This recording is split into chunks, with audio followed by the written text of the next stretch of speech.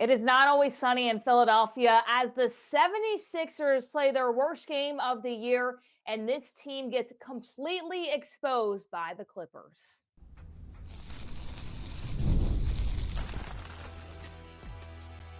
You are Locked On 76ers, your daily Philadelphia 76ers podcast, part of the Locked On Podcast Network, your team every day.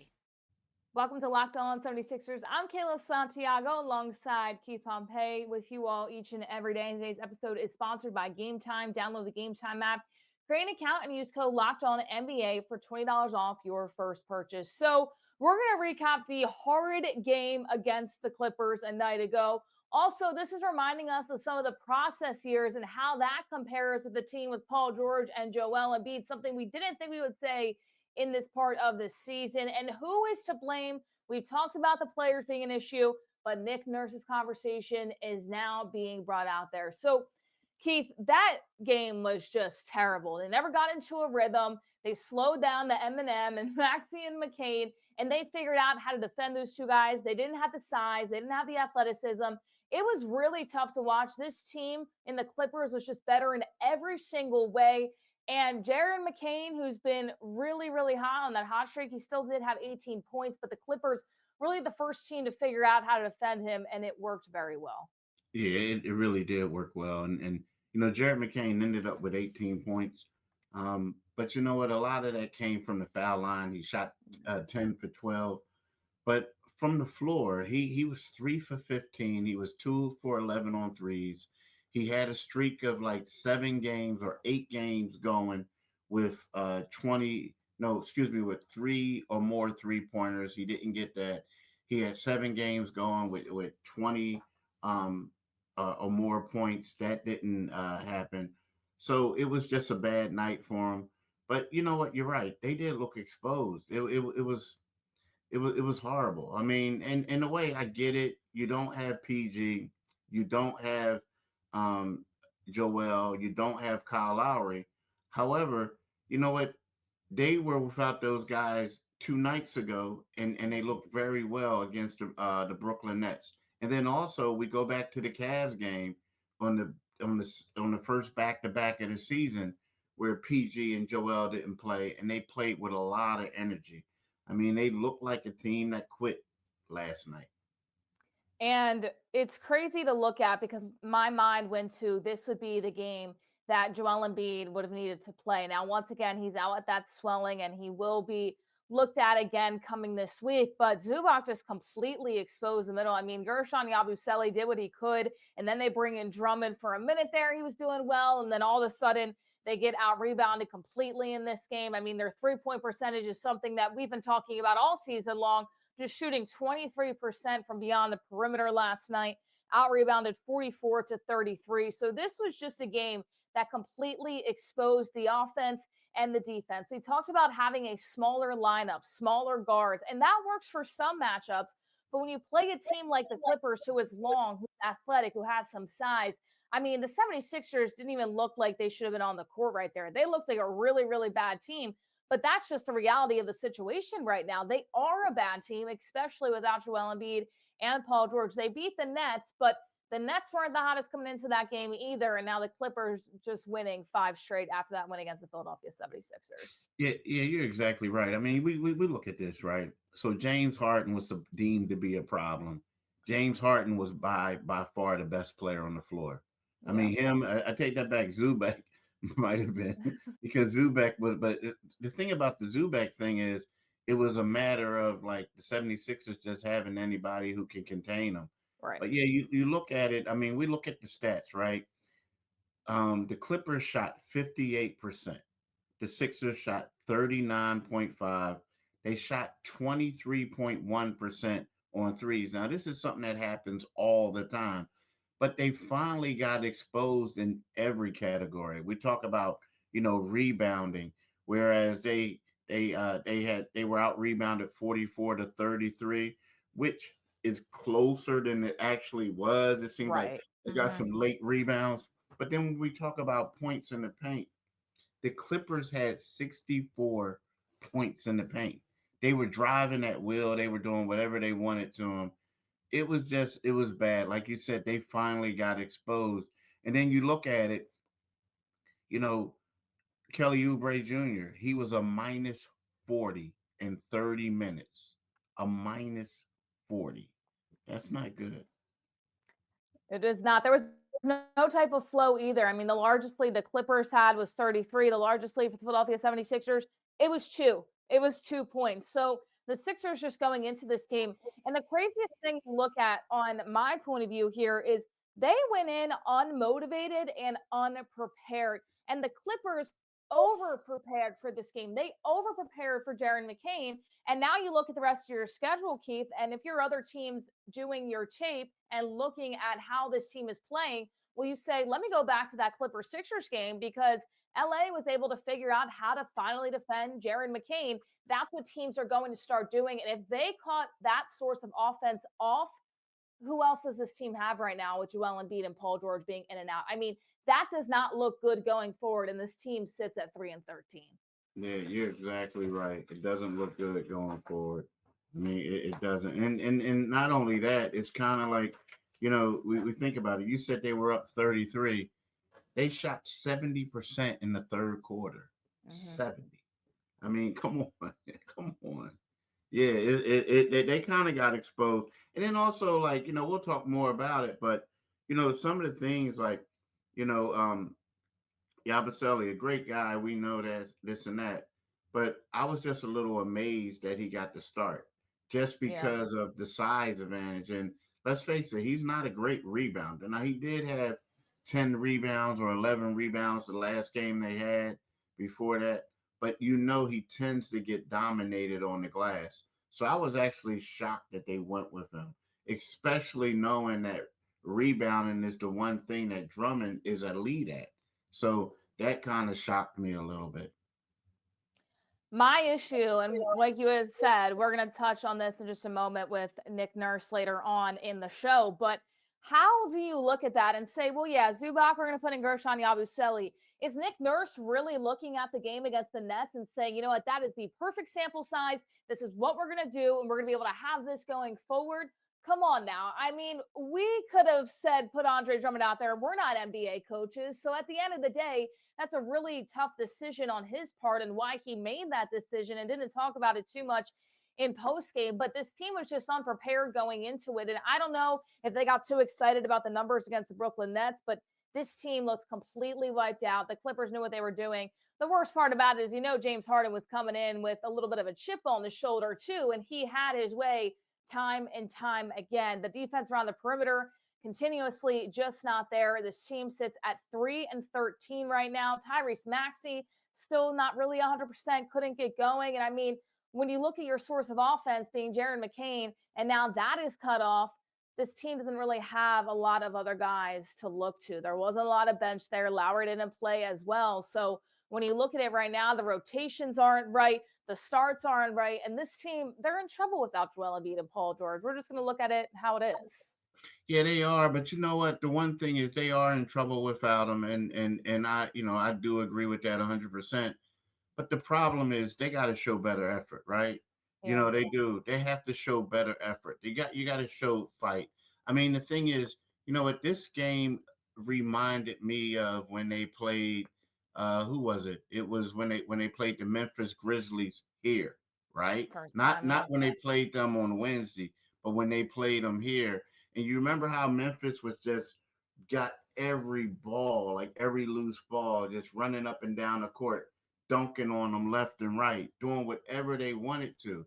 And to me, that was something that, you know, that was a bad part of the season for me. That was like the low light. And then last night, to me, it went to a different level. And sometimes what that is want to. Do you want to get the ball? Do you want to not get dominated? Do you want to play hard? And it just seems to me that some of the guys on the team quit. It just seemed that way. They just quit to me. It's so early in the season. So is there something going on in the locker room too, where they know that maybe Joel Embiid really isn't going to play that much further down the line? Paul George might be out for a longer extended period of time. We don't know. All I know is that everybody's trying to say that what Joel Embiid said in the conversation that Tyrese Maxey called him out as getting blown out of proportion. Well, it doesn't really look like it to me because it looks like something is going on right now in that locker room. There's some tension somewhere. People, they don't want to play for each other.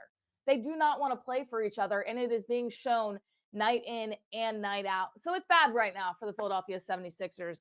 They sit at 3-13. So bad that we are going to compare and contrast to the process years.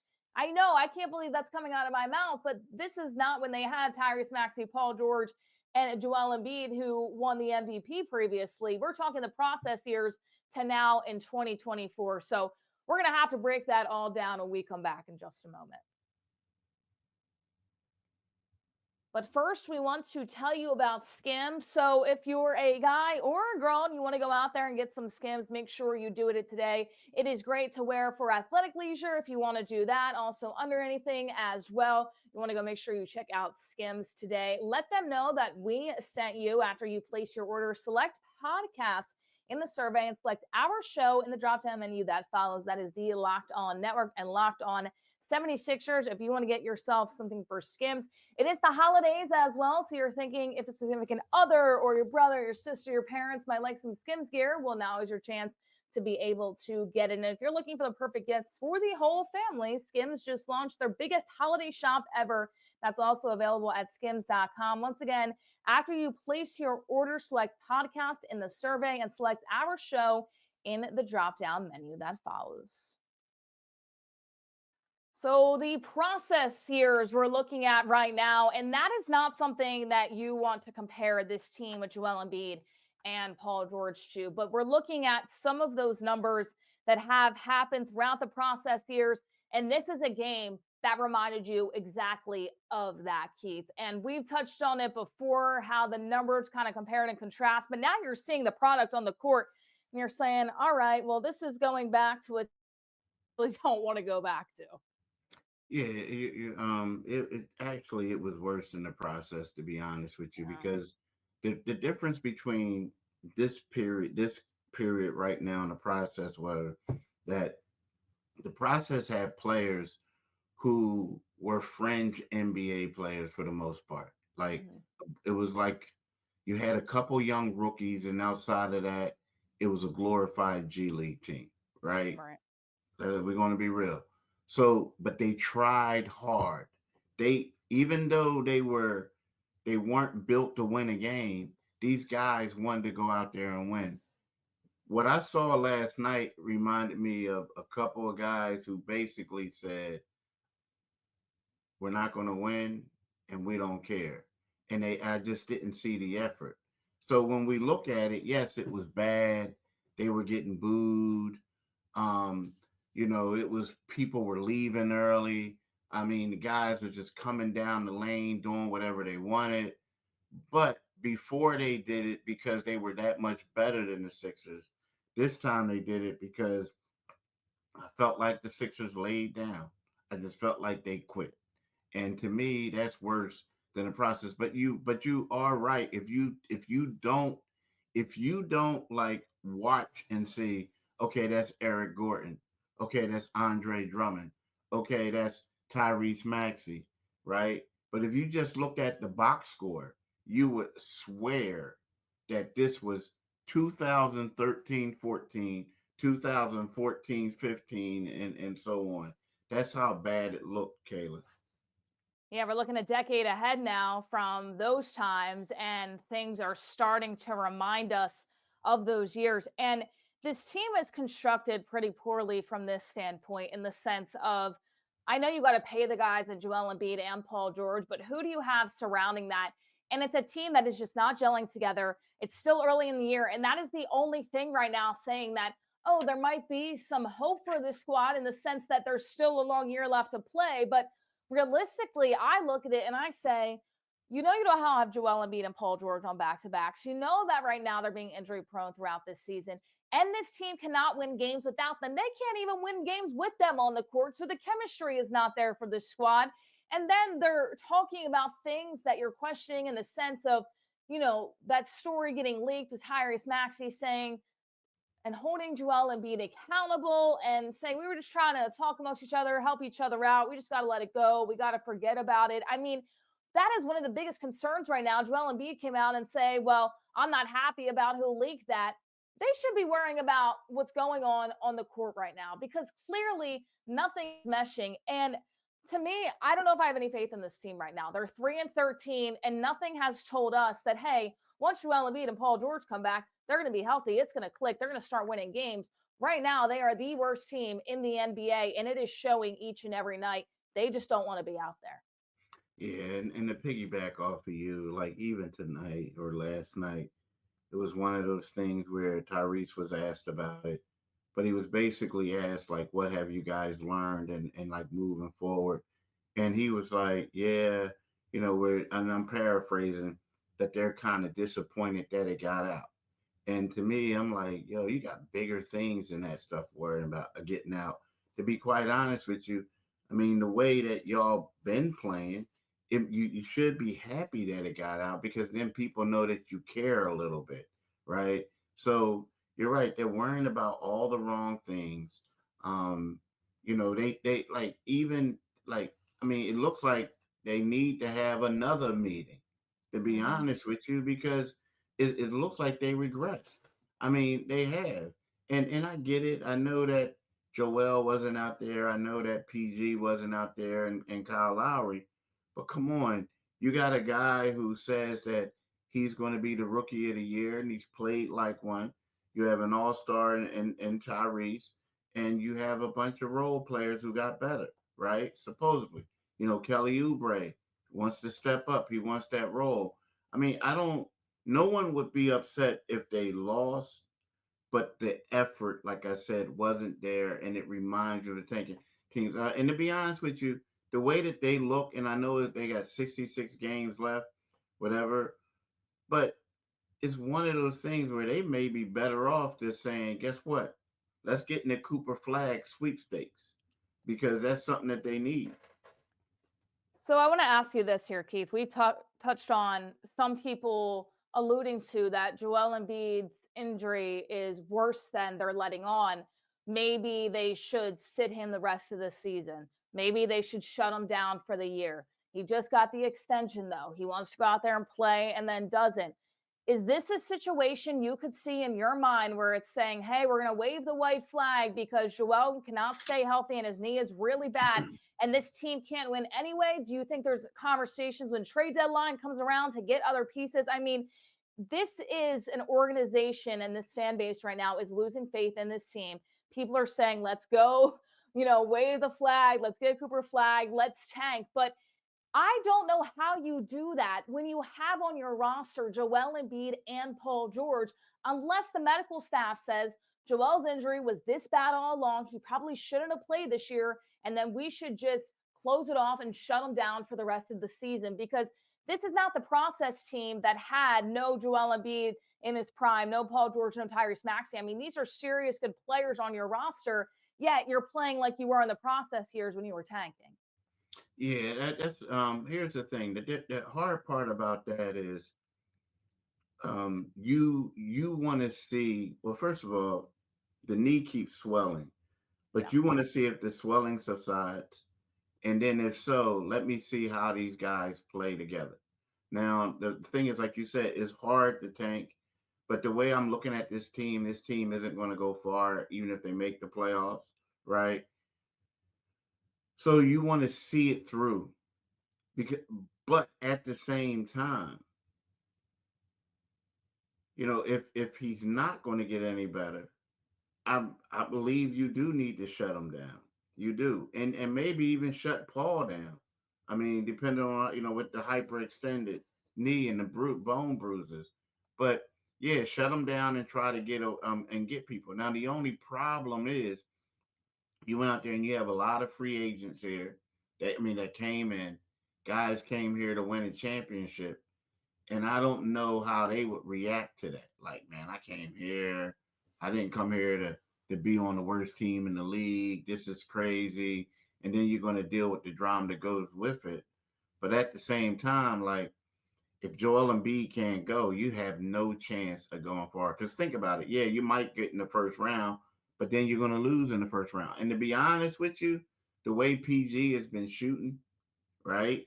He'll have to improve his shooting a lot drastically in order for them to go on a run because you just basically adding him and Kyle, and you can't give Kyle a lot of minutes, and then you have Kyle and PG, and I don't know if that's good enough the way PG is shooting. Yeah, PG is playing like pandemic P right now. So unless he turns into playoff, 76ers have an extreme problem if Joel Embiid is not on the floor with them. But when you look at this situation right now, there's a lot of blame to cast on the players, the organization as a whole. But now we're starting to look at Nick Nurse as well. We alluded to it earlier, the question of why are you starting Drummond against Zubac in the Clippers game? There's more questions to look at that through Nick Nurse, what he said in the post-game press conferences, and we're going to touch on all that in just a moment here. And hey, NFL fans, you can start the season with a big return to FanDuel, America's #1 sportsbook. So when you get a hunch in the middle of the game, you can check out the latest stats, view my play-by-play, and so much more on the same page where you place your bets. You'll get started with $200 in bonus bets guaranteed when you place your first $5 bet. That's FanDuel.com. Make sure you visit FanDuel.com today. We're going to look at some NBA bets coming up here tonight at 9:10 p.m. A team in the Eastern Conference that the 76ers got knocked out by last year, the New York Knicks, well, they take on the Nuggets at -3.5 favorites. Denver is in this game against the New York Knicks. So there still is time if you want to bet on this game, the over and under of it. Make sure you head to FanDuel.com right now before this game tips off at 9:10 p.m. That's America's #1 sportsbook. Be sure to visit FanDuel.com today. No better place to do so than FanDuel. Speaking about games, we have to tell you about Game Time. You can download the app or go to Game Time on the web as well. There's a super deal going on right now that you won't want to miss. How about those Birds and the Philadelphia Eagles pulling out another huge win? This time they're going to try to do it against the Baltimore Ravens. That's Lamar Jackson. That's Jalen Hurts. It's going to be a shootout, a throwdown, and a whole ton of fun that you will not want to miss. So at $36 off for the lower level, you can get Section 152, row 39. If you want to see this game up close between the Ravens and the Eagles, you'll get to see who the better bird is. So take the guesswork out of buying tickets with Game Time. Download the Game Time app, make an account, and use code LOCKEDONNBA for $20 off your first purchase. Terms apply. Again, create an account and use code LOCKEDONNBA. That's LOCKEDONNBA for $20 off. Download Game Time today. What time is it? It is game time. All right. So Nick Nurse, not on the hot seat, but he is the hot topic of conversation right now. So there's a lot to blame here for the Philadelphia 76ers' lack of success. But the biggest thing that I've had an issue with Nick Nurse is the rotations and his decision-making. So I don't know what in him said, let me put in Gershon Yabusele to start against Zubac, and that's how the pace is going to be set up against the game last night against the Clippers. Granted, he had a great game against the Nets, and he's been playing really good for this team, but that's not somebody you want in there down low trying to grab rebounds, box out, and doing everything in between from those standpoints. In the paint, in that situation, you want to start the tone with Andre Drummond. So that was my biggest issue in Nick Nurse during that game. Now, we looked at him protecting his players, and he's saying we got to continue to evaluate. Are the shots as good as they feel? If they're not, we got to figure them out, how to make them a little bit better. Is the rhythm where it needs to be? Continue to fight. I can tell Nick Nurse that it's nowhere where it needs to be when you're shooting 23% in a game consistently from beyond the arc. So Nick Nurse, I give him props in the sense of, I don't know how you figure out a team that is a dumpster fire right now, but that's why Philadelphia brought him here, is to figure those things out with stars. Right now, the stars aren't playing, but Nick Nurse just hasn't figured out how to get this team to some sort of success. Yeah, this is what I'm going to say. And I'm going to start off by saying this. It's hard to judge him right now just because his big three have only played 6 minutes and 9 seconds, right?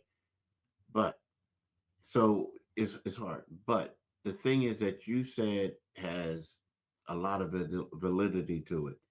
Like, you don't, I mean, Gershon is a guy who had rebounds, grabbed rebounds the last game. He looked good in the beginning, but he's typically struggled against bigger guys trying to get boards. You knew that Zubek was coming. One of the, he's not an all-star, but he's a sturdy center, a guy who crashes the boards, who does a lot of different things. And even in pre-game, when asked Nick Nurse if he was going with the same starting lineup, he said, "I don't know. We may make some changes because they're a bigger team." So that led you to believe that it was going to be Drummond. Well, it wasn't. And then, so that was a bad thing because they were getting destroyed on the boards. The second thing was they went to a zone early on against James Harden and they destroyed that zone. And you're saying to yourself, why are you putting Harden in the zone? Like, why don't you get somebody on top of them, guarding them, get physical with them, do a lot of different things, right? So those were certain things. And then, like you said, the rotations, things like that. I get it. Now, you can look at it and say that this guy is just trying to throw some crazy stuff out there because he doesn't have the players. But two things that stood out to me was starting Gershon, and secondly, going to that zone early, and Harden had 12 points in the first quarter against it. By no means is Nick Nurse on the hot seat to me. And I agree with you in the sense that how do you really assess a team as a coach when your big three has played 6 minutes together, or it's been just Joel PG, or just PG Maxey, or sometimes just Tyrese Maxey? You've had a ton of combinations of players, and you haven't had a strict lineup really at all this year so far. I mean, you haven't. You've had 6 minutes of having that opportunity to do so. But with that being said, I feel like there's not as much trust in these players right now. And I get where that can kind of be looked at. And I understand it. But you're right. Going to that zone for Harden, does Nick Nurse not trust his defenders to go one on one with Harden to be able to do man to man? What's going on there? So, what I'm looking at is Nick Nurse trying a lot of different things and looking at the last games and evaluating that to the next matchup. And that's what I feel like we've seen so far. And we saw it in this game from the Nets and the Clippers. If you're playing teams like the Clippers or the Nuggets or even the Knicks too, I know Joel Embiid right now is out, but if it's an ultimatum to play it on back-to-backs, you got to play Joel in those games that you're going to face the Zubac, the Jokic, the Cat, games like that. And they will. That will make sense later on. But the question mark is, why are you starting Yabusele, who, by the way, is a natural 4, not even a natural 5, coming in, playing in a bunch of different places, had some rebounds, but this is a big, long, athletic team, and Yabusele is not necessarily in that range. He does other stuff very well, but not what the Clippers needed in the sense of the 76ers needing to defend them. So I don't say that he's on the hot seat whatsoever. I almost feel bad for him, Keith, and I don't want to say that about an NBA coach. I know he has experience, but I can't imagine saying, "Oh, wow, I get to coach this big three," and then all of a sudden it's just blowing up in your face. What I do think is that accountability needs to be there. Joel Embiid did come out and say, how true is it? We don't know, that they want to be coached harder. They got to be coached harder. They need to be yelled at. He needs to pull a Brett Brown, what Brett Brown did against the Nets a few years ago, and Jimmy Buckets was shocked that Brett Brown went in there and was screaming at them. I mean, there needs to be more accountability on this team because right now it just doesn't seem like there's any. And these guys are not hyped up to go out there and play for their coach even. Yeah, they're not. I mean, it looks like it looks tough. I mean, like that's when we talked about before, like they had the meeting. It looks like they need to have another one. I mean, because Tyrese was out there talking about confidence and talking about stuff like that. And when you think about it, you have a lot. This is a veteran laden team, and you're talking about lack of confidence. That's not a good sign, right? Because that means guys aren't feeling what's going on, and they may like quit, right? So yeah, they need to get this stuff together, and Nick Nurse needs to do a better job. Like you said, he's not on the hot seat, but he's gambling, and I think you got to be a little bit more careful with the And I lineup you go out with. Yeah. And I think Nick Nurse looks at it saying, maybe I do have time to gamble. It's early in the season. But I think right now you got to get back to figuring out those rotations, figuring out your lineups, because we've already talked about they're digging themselves into a really deep hole. And this core is just not winning basketball games, and they need to. So there's not really a lot of time left to gamble. I know it's early on, but you've got to figure out something soon, because this team has been a laughing stock right now to the entire league. We're comparing them to the process years, and the process years, we could think of better games than we just saw last night in terms of effort and going out there. So the 76ers, they need to figure it out. The biggest thing that we'll be looking at and analyzing throughout this week is if Joel Embiid will be back in that Rockets game, or Paul George once again. They are being looked at throughout these days, these next coming days, and they've both been out for the last few games. So thank you all so much for tuning in to Locked On 76ers. For Keith Pompey, I'm Kayla Santiago saying so long, and we will see you all next time.